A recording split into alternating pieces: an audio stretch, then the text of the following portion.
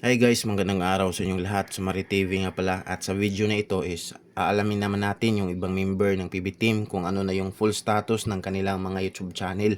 At dahil tapos na yung iba, so dito naman tayo kay Madam Yola. Ayan, walang iba kundi ang ating Madam Daming Lacochera, Madam Yola. At ang YouTube channel ni Peter Paul. So alamin natin yung buong status ng YouTube channel nila. Pero bago yan guys, kung pwede subscribe my YouTube channel at i-like mo itong video dahil malaking tulong na po yun sa akin. At yung pag-subscribe nyo sa aking YouTube channel ay para yun sa lagi kong updated kung may bago akong upload. Lagi nyo makikita yung video ko, no? Pagbukas ng YouTube, nakikita nyo agad, no? So maraming salamat. At syempre, magsimulan na tayo guys. Dito, uunahin natin ang YouTube channel ni Sir Peter Paul. So, ang YouTube channel ni Sir Peter Paul ngayon, meron na siyang 206,000 subscribers.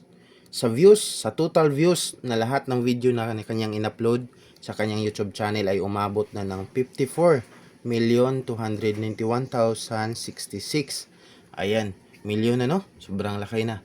At yung videos na ni-upload ni Sir Peter Paul sa kanyang YouTube channel ay umabot na ng 967 videos or vlog, no? So, ginawa ni Sir Peter Paul itong YouTube channel niya noong March 19, 2020. So, ayan po yung status ng kanyang YouTube channel. At syempre, pagkatapos dyan, punta naman tayo dito kung magkanong subscribers o kung ilang subscribers ang nadadagdag sa YouTube channel ni Sir Peter Paul for the last 30 days, no? For the last 30 days, 3,000 yung nadadagdag, no? Sa kanyang YouTube channel na subscribers. Sa views naman, nadadagdag na views for the last 30 days sa kanyang mga video ay 1.7 million. Itong katabi niya, ito yung monthly estimated earnings. Kumbaga, estimated na sahod ni Sir Peter Paul sa isang buwan. Kasi si YouTube guys, uulitin ko, si YouTube nagpapadala yan ng sahod isang beses sa isang buwan, no? Katulad ni Facebook. So, monthly yan. Kaya bago tayo pumunta dyan sa monthly, syempre, hindi pwedeng alamin din natin kung magkano yung average niya daily average, no? Ito yung daily average, ito yung kita na pumapasok sa isang araw, bawat araw sa YouTube channel ni Sir Peter Paul, no? So sa isang araw si Sir Peter Paul may kita na $229.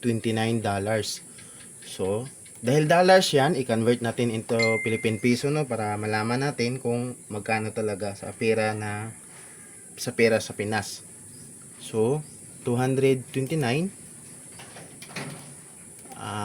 59 yun lang yung ano ko guys ha, gagamitin ko sa pag-convert kasi 59 naman kadalasan yung palitan o minsan lang tumataas sa 60 lalo na sa nangyaring crisis ngayon.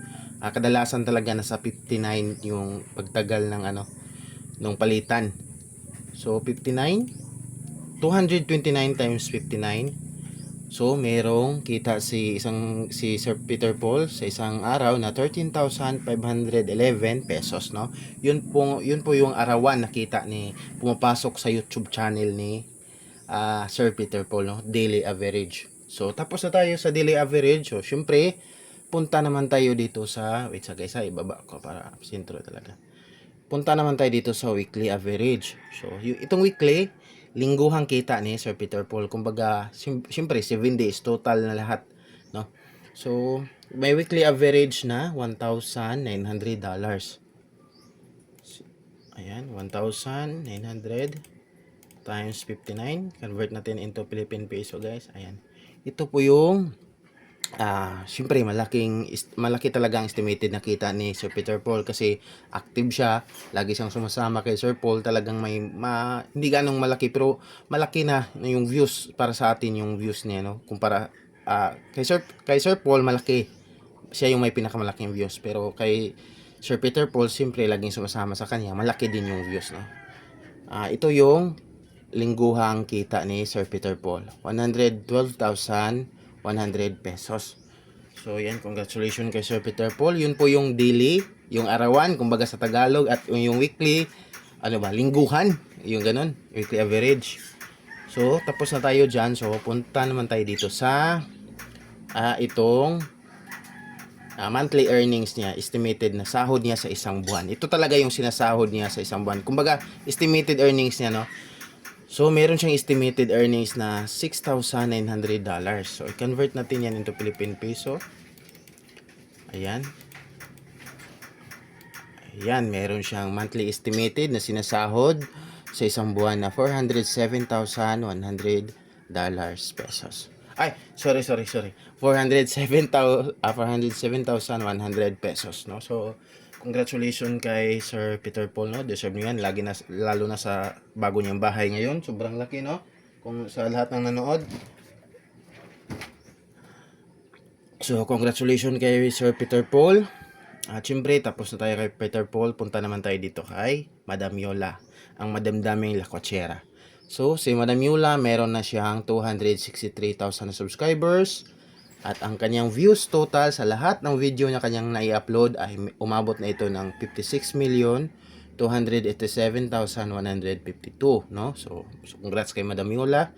At meron na siyang videos o vlog na nai-upload. Total videos, meron na siyang 915 videos.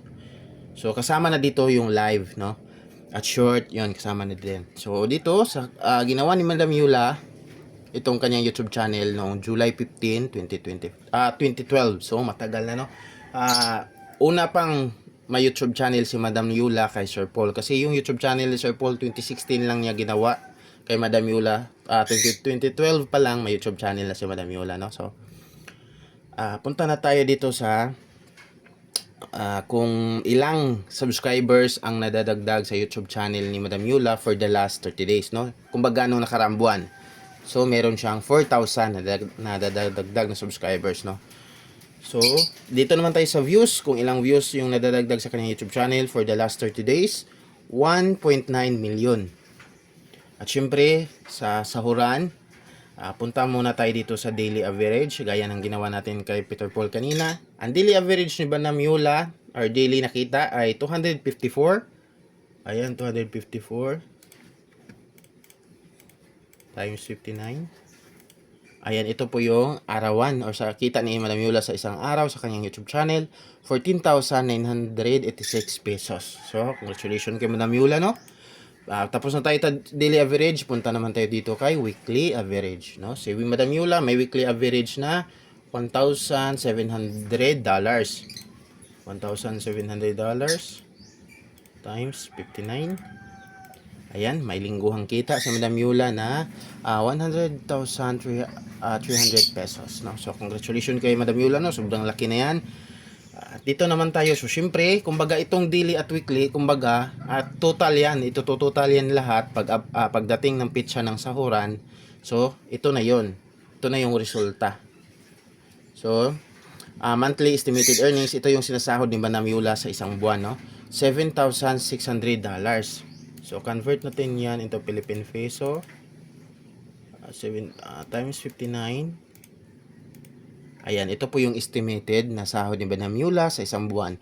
448,400 pesos, no?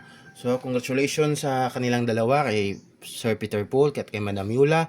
Disclaimer lang guys na itong website na ito, itong ginamit ko is nagsusurvey yan ng mga YouTube channel, yung mga status, yung mga sahod nila. Pero estimated lang yan guys, no? Kumbaga kung ano man yung totoong sahod nila, sila lang yung nakakaalam. Pero hindi malayo dito, no? Mas malapit lang dito guys, no? Yung sahod nila. Makikita naman yan natin sa mga lifestyle nila talaga, no? So, congratulations sa dalawa at maraming salamat sa panonood. At God bless sa inyong lahat at magandang araw at ingat kayong lahat dyan. Thank you sa pag-subscribe at wag kalimutang i-like itong video para lagi kayong updated kung may bago akong upload. So, maraming salamat guys.